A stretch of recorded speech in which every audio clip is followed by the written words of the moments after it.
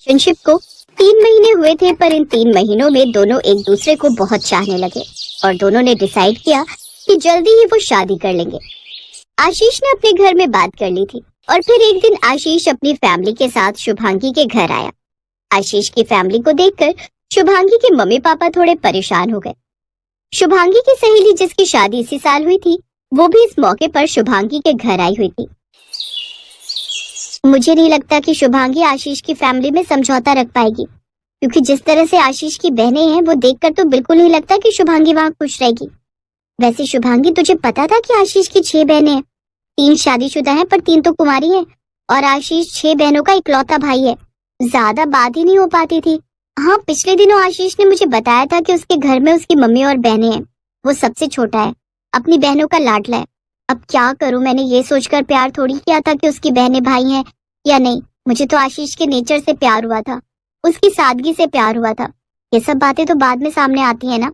वो बात तो ठीक है, पर तू मुझे देख, मेरी 2 नंदे हैं और दोनों इतनी तेज हैं, हर समय आई रहती हैं। मेरी सासू माँ के इतने कान भरती हैं।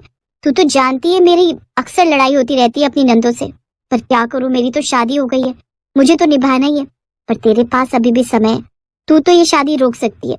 शादी के बाद पछताने से अच्छा है कि पहले ही संभल जाओ, पहले ही दूर हो जाओ। पता नहीं, मुझे भी घबराहट हो रही है। शादी होकर जाएगी, नंदों से भरा हुआ ससुराल होगा, सारा दिन रसोई में चूल्हा चौका ही करती रह जाएगी। तो रसोई में अभी शुभांगी की सहेली और बहन बातें कर ही रहे थे कि तभी माँ आ जाती है। शुभांगी बेटा, आशीष के मम्मी पापा और बहनें तुमसे मिलना चाहते हैं। एक काम करो, तुम चाय ले चलो। क्या हुआ, तेरा चेहरा क्यों उतरा हुआ है? माँ, आशीष की बहनें तो देखो, 1-2 नहीं, पूरी 6 बहनें। मैं तो कहती हूँ कोई बहाना कर दो, शुभांगी परेशान हो जाएगी शादी के बाद। अभी इन सब बातों के बारे में बाद में बात करेंगे, अभी पहले शुभांगी को मेहमानों से मिलने तो दो। शुभांगी बेटा, तुम्हारा जो दिल कहता है तुम वही करना, ठीक है? चलो, तुम चाय लेकर चलो, मैं दीपा और अंजलि के हाथ नाश्ते की ट्रे भिजवाती हूँ। शुभांगी के मन में शादी को लेकर कई सवाल उठने लगे थे। जो खुशी उसके चेहरे पर सुबह थी, वो अब दिखाई नहीं दे रही थी। आशीष के परिवार वाले शादी के लिए हाँ करके चले गए। उन्हें शुभांगी बहुत पसंद आई थी, पर रात के समय जब आशीष शुभांगी को मोबाइल फोन पर कॉल करता है तो शुभांगी उसका फोन नहीं उठाती। आशीष शुभांगी को मैसेज कर रहा था, पर शुभांगी किसी भी मैसेज का जवाब नहीं दे रही थी। मैं क्या करूं, मुझे कुछ समझ नहीं आ रहा।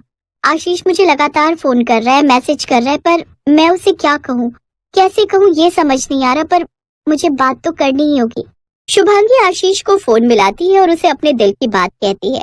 हेलो, क्या हुआ शुभांगी? मैं कितनी देर से तुम्हें फोन मिला रहा हूँ और तुम मेरा फोन भी नहीं उठा रही हो और ना ही किसी मैसेज का जवाब दे रही हो। अब सब ठीक तो है ना? हमारे आने के बाद कोई बात तो नहीं हुई ना? मैं ठीक हूँ आशीष, यहाँ पर भी ऐसी कोई बात नहीं हुई है। बस मुझे तुमसे कुछ बात करनी है। क्या तुम मुझे कल मॉर्निंग में रेस्टोरेंट पर मिल सकते हो? ठीक है, हम कल मिलते हैं। आशीष और शुभांगी अगले दिन एक रेस्टोरेंट में मिलते हैं।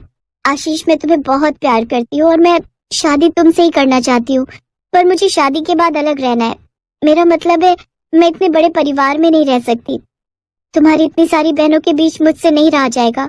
मेरे मन में बहुत घबराहट है और अगर तुम अलग नहीं रह सकते तो तुम मुझे भूल जाओ, मैं तुमसे शादी नहीं कर पाऊंगी। तुम ये कैसी बातें कर रही हो शुभांगी? मेरी सभी बहनें मुझे जान से भी प्यारी हैं। मैं तुमसे शादी करने के लिए अपनी बहनों को नहीं छोड़ सकता, मैं अपने परिवार को नहीं छोड़ सकता। कोई बात नहीं, अगर तुम्हें मुझसे शादी नहीं करनी तो मैं तुम्हारे बिना रह लूंगा। सॉरी, मैं तुम्हारी इस बात को नहीं मान सकता। बाय। आशीष और शुभांगी के बीच दूरियां पैदा हो गई। जब सच्चाई आशीष की बहनों को पता चली तब उन्होंने एक ही डिसीजन लिया। देख आशीष, तू हम बहनों का लाडला भाई है, तेरे लिए हम अपनी जान भी दे सकते हैं। अगर शुभांगी चाहती है कि तू शादी के बाद अलग रहे तो उसकी बात मान ले। देख, हम तीनों की शादी हो गई है, इन तीनों की भी कुछ टाइम में हो जाएगी, पर माँ को, इस घर को और तुझे शुभांगी की बहुत जरूरत है। हम जानते हैं तू शुभांगी से बहुत प्यार करता है और तेरी खुशी में ही हमारी खुशी है। भाई, हमारा कहना मान, तू शुभांगी से शादी कर ले प्लीज। ज्योति ठीक कह रही है आशीष बेटा, हमें भी कोई ऐतराज नहीं है, और फिर अलग रहने में क्या ही बुराई है। तू कभी कभी मिलने आ जाए करना, अब ये तीनों भी तो मिलने आती है ना, और फिर अंकिता, निशा और पूजा भी तो है मेरे साथ। तू टेंशन क्यों लेता है? शुभांगी को फोन कर और उससे बात कर। आशीष ने अपनी माँ और बहनों के कहने पर शुभांगी से बात की और फिर सबकी रजामंदी से आशीष और शुभांगी की शादी हो जाती है। आशीष अपने लिए घर ढूंढ रहा था, अगले कुछ दिनों में जैसे ही घर मिलता आशीष और शुभांगी अलग रहने जाने वाले थे। पर नई नई शादी के उन कुछ दिनों में शुभांगी ने महसूस किया कि नंदो को लेकर जो डर उसके मन में बिठाया गया था वैसा तो कुछ भी नहीं था। शुभांगी, वो मैं और बाकी सबने मिलकर तुम्हारे और आशीष के लिए हनीमून पैकेज बुक किया है। हम सबका मन है कि तुम और आशीष आउट ऑफ इंडिया घूमने जाओ और जगह भी तुम्हारी पसंद की है। हमें आशीष ने पहले ही बता दिया था कि तुम्हें यूरोप जाना है, हमने इसीलिए यूरोप की टिकट बुक की है। पर ये तो 2 महीने का ट्रिप है दीदी।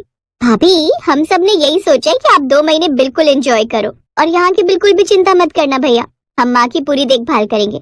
आप दोनों अपना हनीमून बढ़िया से एंजॉय करो। और हाँ भाभी, हम सब आपके लिए कुछ गिफ्ट्स भी लाए थे, वो भी आप देख लेना और आपकी पसंद का क्या क्या है वो भी बता देना। फिर तो आप दूसरे घर में रहने चले जाओगे तो पता नहीं हम आपके लिए इतना कुछ कर पाए। हमारी एक ही भाभी है और हम सभी नंदे चाहती हैं कि हमारी भाभी के चेहरे पर हमेशा मुस्कान रहे और हमारी भाभी का चेहरा हमेशा खिलखिलाता रहे। अपनी नंदों का इतना प्यार देखकर शुभांगी की आंखों में आंसू आ जाते हैं। शुभांगी और आशीष 2 महीने के लिए हनीमून पर चले जाते हैं। वापस लौटने के बाद शुभांगी अपना विचार बदल देती है। आशीष जी, मुझे अलग घर में नहीं रहना। मैं अपने इतने भरे पूरे हंसते खेलते परिवार से अलग नहीं रह सकती। मैं दूसरे घर में अकेली क्या करूंगी?